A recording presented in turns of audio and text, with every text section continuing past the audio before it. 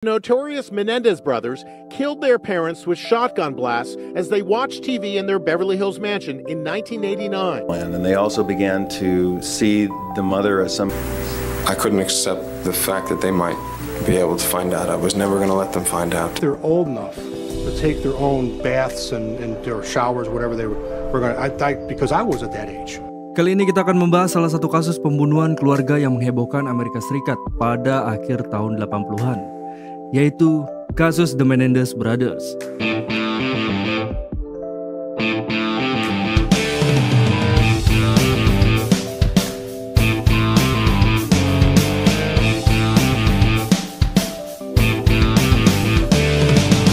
Eric dan Lyle Menendez adalah dua saudara yang terlibat dalam peristiwa tragis yang mengakibatkan kematian kedua orang tua mereka.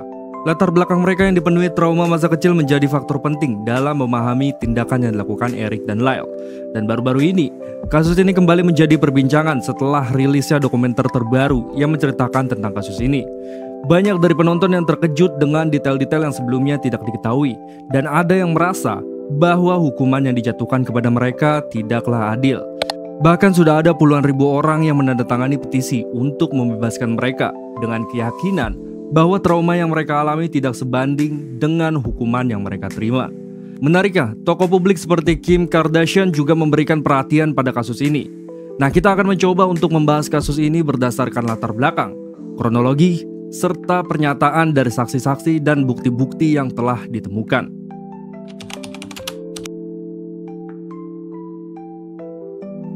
Sebelum masuk ke kronologi, kita akan membahas latar belakang keluarga Menendez. Keluarga Menendez terdiri dari 4 orang. Yang pertama ada Jose Menendez, Kitty, dan 2 anak mereka yang bernama Lyle dan Eric.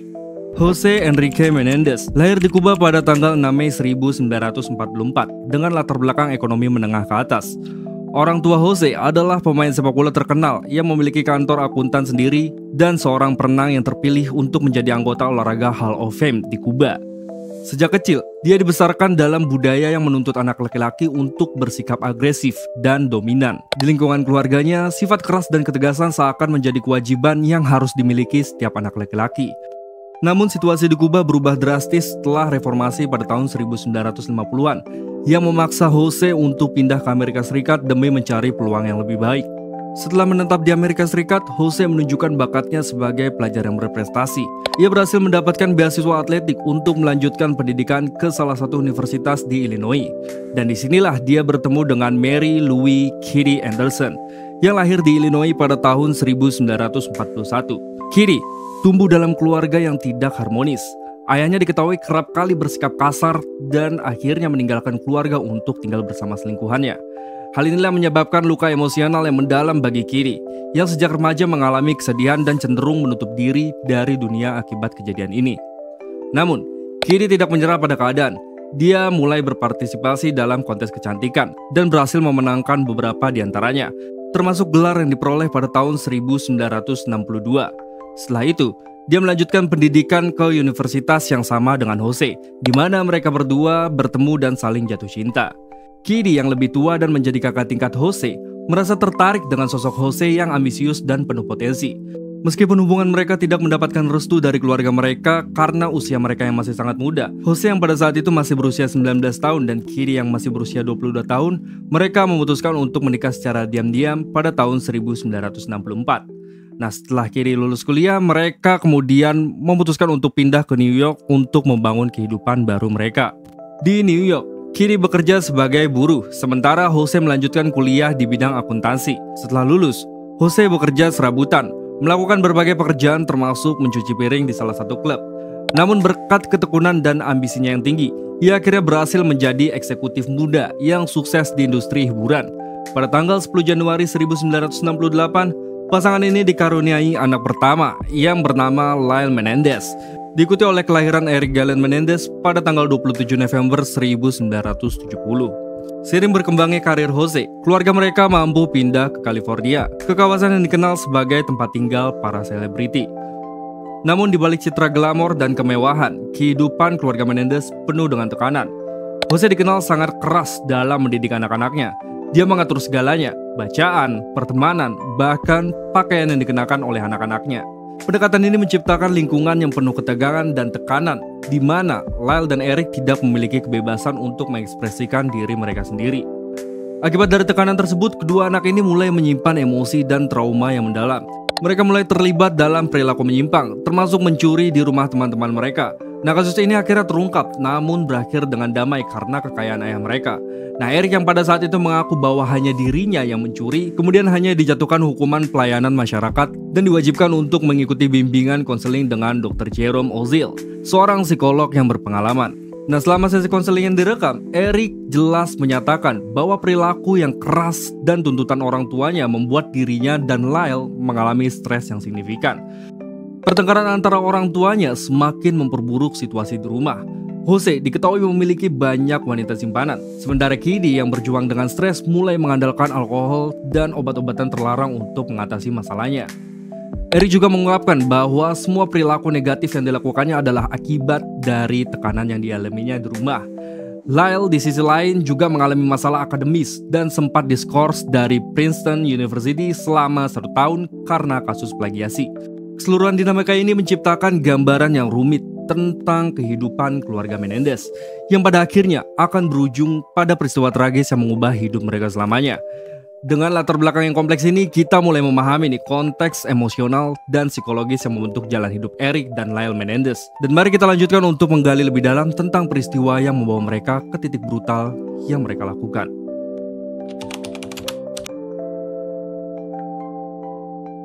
Pada malam hari tanggal 20 Agustus 1989, pusat panggilan darurat 911 menerima telepon dari rumah keluarga Menendez di Beverly Hills. Lyle Menendez menelpon dengan suara yang panik dan histeris, dan dengan tergesa-gesa dia meminta polisi segera datang ke rumahnya. Lyle mengatakan bahwa saat ia dan adiknya Eric baru saja pulang, mereka mendapati kedua orang tua mereka, Jose dan Kidi, sudah tidak bernyawa akibat ditembak oleh orang tak dikenal. Ketika polisi tiba, mereka disambut dengan pemandangan yang mengerikan. Kondisi jasad Jose dan Kidi pada saat itu sangat mengenaskan. Polisi menemukan ada 15 peluru yang dilepaskan dari 2 senapan laras ganda kaliber 12 yang menghujani tubuh mereka. Polisi bahkan mencatat bahwa wajah Kidi, ibu mereka, nyaris tidak bisa lagi dikenali. Dan saat diinterogasi polisi, Eric dan Lyle menjelaskan apa yang terjadi menurut versi mereka. Mereka mengaku bahwa pada malam itu sebenarnya mereka berencana pergi ke bioskop. Namun di tengah perjalanan, Eric baru saja mengingat bahwa dia kelupaan sesuatu yang sangat penting. Nah, mereka pun memutuskan untuk kembali ke rumah. Begitu mereka masuk, mereka langsung mendapati pemandangan mengerikan itu dan segera menelpon 911. Dalam penyelidikan awal, polisi sempat mempertimbangkan beberapa kemungkinan awal pelaku, termasuk seorang pesaing bisnis keluarga Menendez. Jose yang bekerja di industri bisnis besar diketahui memiliki beberapa pesaing. Salah satunya adalah seorang eksekutif di industri film dewasa yang pernah terlibat perselisihan serius dengannya. Nah, persaingan bisnis ini pun menjadi salah satu motif yang dipertimbangkan oleh penyidik untuk mengungkapkan siapa yang bertanggung jawab atas pembunuhan brutal tersebut. Pada malam itu, Eric dan Lyle Menendez tampak sangat berduka. Namun, beberapa bulan setelah meninggalnya kedua orang tua mereka, ekspresi duka itu mulai memudar. Perlahan-lahan, kakak beradik ini justru terlihat menikmati harta yang diwariskan kepada mereka. Dalam waktu yang singkat, Lyle dan Eric menggunakan kekayaan itu untuk membeli barang-barang mewah dan berinvestasi. Lyle yang pada saat itu berusia 21 tahun menghamburkan uangnya untuk membeli restoran dan barang-barang mahal. Sementara Eric yang berusia 18 tahun membeli kendaraan, menyewa pelatih tenis, dan berinvestasi dalam berbagai hal. Hanya dalam waktu 6 bulan, mereka telah menghabiskan sekitar $700.000 Amerika. Perubahan perilaku inilah yang membuat polisi curiga. Namun, bukti yang mengarah ke mereka ini masih belum cukup. Nah, singkat cerita, secara perlahan kasus ini pun mulai terbuka berkat sesi konsultasi Eric dengan psikiaternya, Dr. Jerome Ozil. Jadi, pada saat sesi konsultasi, Eric ini mengaku bahwa orang tuanya bukanlah kejadian yang dilakukan oleh orang lain. Akan tetapi dia dan Lyle yang merencanakannya. Nah, mereka ini bahkan membeli senjata, mengisi peluru, dan mempersiapkan segalanya sebelum malam pembunuhan itu. Nah, setelah aksi keji itu, mereka membuang barang bukti ke tempat sampah, termasuk senjata dan pakaian mereka. Nah, ketika Lyle tahu bahwa Eric ini menceritakan semuanya kepada Dr. Jerome, Lyle langsung mengancam sang psikiater agar tidak membocorkan rahasia ini ke polisi. Namun, rahasia itu tidak berhenti di situ. Dr. Jerome menceritakan pengakuan Eric kepada pacarnya Judelyn Smith. Nah, ketika hubungan Jerome dengan pacarnya ini semakin memburuk, Judelyn pun melaporkan tindakan kasar Dr. Jerome serta pengakuan Eric ke polisi.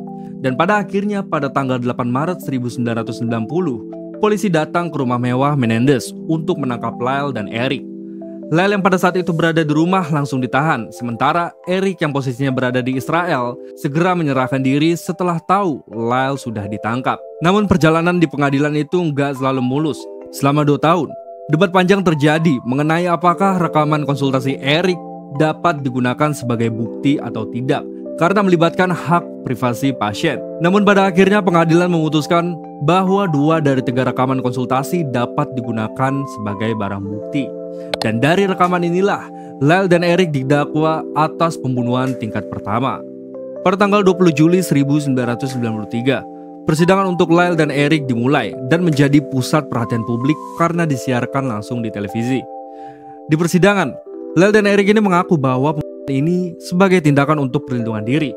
Mereka mengklaim nih bahwa ayah mereka, Jose, adalah sosok yang kasar, dan mereka merasa jika tidak segera bertindak, mereka justru akan menjadi korbannya. Nah, pengakuan ini mengejutkan publik, terutama saat Lyle mengungkapkan bahwa dirinya telah dilecehkan oleh ayahnya sejak umur 6 hingga 8 tahun.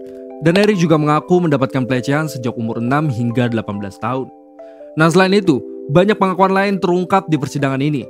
Lyle menceritakan bahwa beberapa hari sebelum malam pembunuhan, dia marah besar ketika mendapati adiknya masih dilecehkan oleh ayahnya. Nah, tetapi orang tuanya justru memarahinya balik. Dengan pengakuan ini, kasus Menendez yang tadinya terlihat sebagai pembunuhan brutal anak terhadap orang tuanya berubah menjadi sebuah kasus pelecehan dalam keluarga. Para pengacara Lyle dan Eric menghadirkan saksi-saksi dan bukti yang menguatkan klaim mereka. Salah satu bukti yang mengejutkan adalah foto-foto pribadi keluarga yang tersimpan di dalam amplop, lalu diberikan judul oleh Kitty, yang merupakan ibu mereka. Foto tersebut memperlihatkan bagian sensitif tubuh Lyle dan Eric saat mereka masih berusia 8 dan 6 tahun. Nah, dari sini menunjukkan bahwa Kitty mengetahui tentang pelecehan yang dilakukan oleh Jose, namun membiarkannya. Seorang dokter juga bersaksi bahwa Eric saat berusia 7 tahun pernah dibawa ke ruang gawat darurat karena mengalami cedera di tenggorokan. Cedera ini tidak seperti cedera yang biasa pada anak kecil, melainkan mirip cedera yang dialami seseorang saat mendapatkan. Nah, rekaman medis Eric juga menunjukkan gejala lain seperti nyeri perut, gangguan pencernaan, sakit kepala, dan kerontokan rambut. Nah, selain itu, dokter juga menemukan bahwa Eric pernah mengalami hernia epigastrik dan memiliki bekas luka mirip tusukan di pahanya. Bukti lain datang dari Andy Keno, yang merupakan sepupu Eric, yang bersaksi bahwa Eric pernah bercerita kalau ayahnya sering area sensitifnya. Sayangnya, Andy meninggal dunia karena overdosis pada tahun 2003. Namun, ibunya menemukan surat dari Eric yang menceritakan pelecehan yang dialaminya. Kerabat lainnya seperti Diane Vandermold yang pernah tinggal bersama keluarga Menendez memberikan kesaksian bahwa Lyle pernah datang ke kamarnya dengan ketakutan karena pada saat itu ayahnya masuk ke kamarnya. Diane pada saat itu mencoba melaporkan ini ke Kitty. Nah, tetapi ini Kitty malah membawa Lyle kembali masuk ke kamarnya. Sepupu lain, Ellen Anderson, juga bersaksi bahwa dia pernah mendengar suara-suara aneh dari kamar Jose, yang segera disamarkan oleh Kitty dengan menaikkan volume TV. Fists to her side and she'd just grit her teeth and she'd be cursing at you. One of the ways that my mom would punish me was by locking me in. Kitty juga selalu menghentikan siapa saja yang mencoba mencari tahu tentang suara-suara tersebut. Dalam persidangan, catatan konsultasi Kitty dengan psikiaternya juga diperiksa. 6 minggu sebelum pembunuhan, Kitty mengatakan bahwa ia menyimpan sebuah rahasia yang menyakitkan dan memalukan tentang keluarganya. Dan ada bukti lain termasuk rekaman percakapan Lyle dan temannya yang bernama Donovan, yang dimana Lyle menceritakan yang dialaminya. Nah, selain itu, sebuah esai yang ditulis oleh Lyle pada usia 14 tahun turut menjadi barang bukti. Dalam esai itu, dia menulis tentang seorang pria yang dieksekusi karena seorang penganiaya anak. Dan ini menjadi tanda bahwa Lyle telah menyimpan kemarahan dan trauma yang besar sejak usia muda. Meskipun bukti-bukti dan saksi-saksi terus berdatangan, sidang pertama selama 6 bulan tidak menghasilkan putusan yang jelas. Kemudian sidang kedua pada tahun 1995 yang tidak diliput media juga tidak menghasilkan keputusan karena bukti pelecehan Jose dianggap tidak cukup kuat. Namun pada akhirnya, ketika fakta bahwa Lyle dan Eric membeli senjata 2 hari sebelum pembunuhan terungkap, hakim memutuskan menjatuhkan hukuman penjara seumur hidup tanpa kemungkinan pembebasan bersyarat bagi kedua saudara ini. The 2 boys and Jose would go into the master bedroom and the door would close. Were you allowed not to interrupt them? You weren't even allowed to go on the same floor. The notorious Menendez brothers killed their parents with shotgun blasts as they watched TV in their Beverly Hills mansion in 1989. Setelah bertahun-tahun berlalu, kasus Menendez Brothers ini kembali menjadi sorotan. Setelah perilisan berbagai dokumenter yang menyoroti sisi lain dari tragedi ini, opini publik pun mulai bergeser. Banyak orang yang kini menyatakan simpati pada Eric dan Lyle.